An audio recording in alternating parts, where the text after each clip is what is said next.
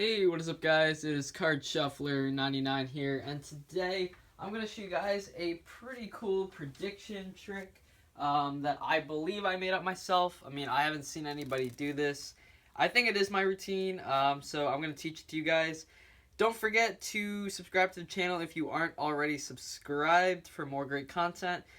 You can follow our Instagram, cardshuffler_99. And let's get straight into the trick. So I have a couple decks here. I have one right here. And with the other deck, I'm actually going to make a prediction. And how am I going to make this prediction, you may say? I'm going to dribble down the cards, and then I'm just going to throw the dime, so I have a dime here, into the deck, and that's going to mark my prediction. So let's say I go through, and I mark my prediction just like that inside the deck, okay? Now what I'm going to do here is take the rest of the deck here, and I'm actually just going to go down, and I don't have a spectator here. Typically, my friend, who's usually here doing tricks as well, he's not here today, and we just got to make sure we get a trick up. But they can literally say stop whenever they want. So let's say they say stop there. 100%, they said stop right at this card, okay? This is the card that they wanted us to stop at, so that's going to be their card. So this is their card, and they chose the 5 of diamonds. And again, they could have chosen any of these cards, really.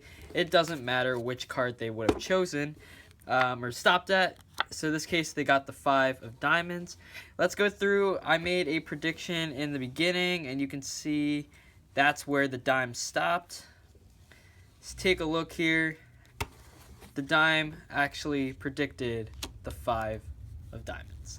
So that's the trick, guys. And anyway, let's get straight into the tutorial. So this is a great, simple card trick that you guys can perform.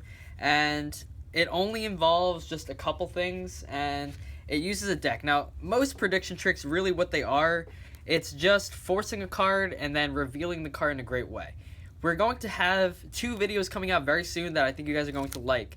It's going to be 10 card forces. We're going to do 5 just in the hand card forces, and then 5 other ways to force a card that I think you guys are really going to like. And we're also going to teach you guys 10 ways, 10 awesome creative ways to reveal a prediction. There's so many different ways you guys can reveal predictions, and we're going to teach you guys 10 ways that you can apply to your own tricks. So anyway, how does the card force part work? And then I'll get into the prediction part. So all you have here is you just take a card that you want to force, in this case the 5. On the bottom of the deck, I'm going to flip over like 4, 5, 6 cards, and then I'm going to put the 5 just like that. So this is what I have on the bottom of the deck. I have a few cards flipped over on the bottom, and the 5, or the card you're going to force, is on the direct bottom. And you just start with the deck like this. You can start with it in the box, and you can show the deck, just don't spread all the way to the bottom, of course. And all you're doing is you're just setting down cards.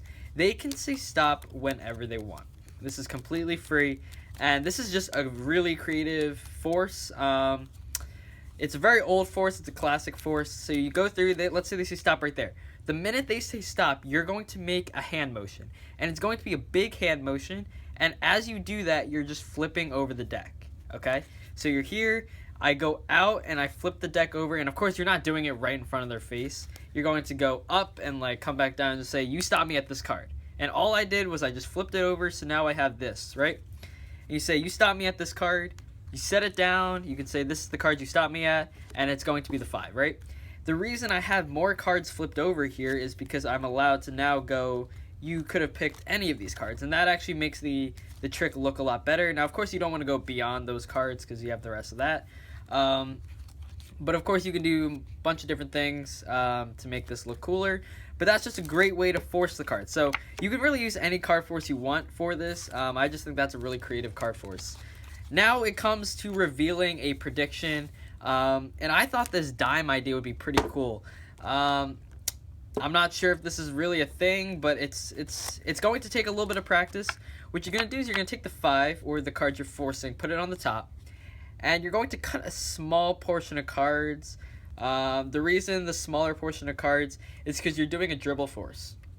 And what the dribble force is you cut the card, so it was on top, you cut a small portion, you're going to hold a break with your thumb, so it's kind of like a thumb corner break here. And all you're doing is if you don't know what the dribble force is, you just dribble cards and you stop there when they say stop, and then you force the card.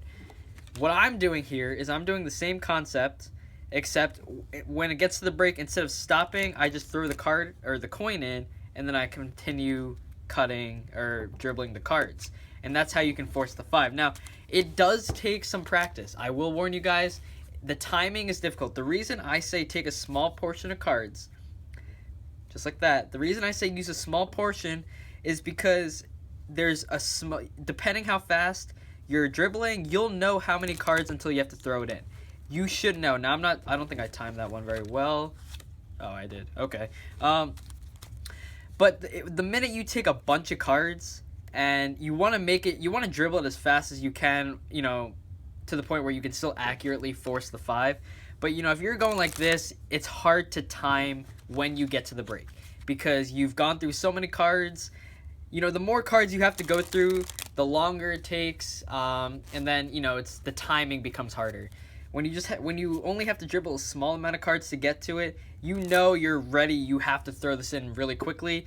And guys, make it look as good as possible. Dribble it. Practice dribbling. If you don't know how to dribble a deck, work on dribbling the deck and making it look fluid. You want it to look as close to that as possible. Now, of course, sometimes it's going to be really hard to just do that and make it, you know, actually get in the right spot. Sometimes, you know, it's going to look a little more rigid, but make it look as good as you can. Really all it is, once again, you put it on top, cut a small portion. This is the card right here. You're going to hold a break with your thumb in the corner. Now, of course, there might be a break there, and there probably will be a break, actually. But you can hold the deck like that, make sure there's no break, and you should be good. Or you can hold it to the side if there is a break. That way they're looking over here. And you can just dribble down, and when you get to the break, you throw the coin in, and then you finish the dribble. But anyway, guys, that is the trick. It's a pretty cool trick. I hope you guys enjoy it. And this is Card Shuffler 99. Thank you guys so much for watching this video. Peace out. Have a great day.